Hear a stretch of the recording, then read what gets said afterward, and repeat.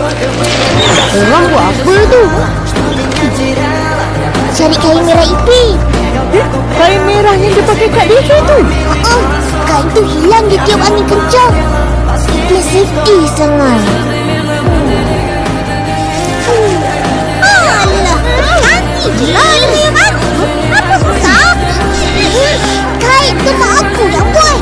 Mana boleh ganti-ganti? Mari kita cari sama-sama. Kecil besar je aku tengok kau. Janganlah marah, Ihsan. Yelah. Opa! Lagi Kaifi. Krimbo dah koyakkan.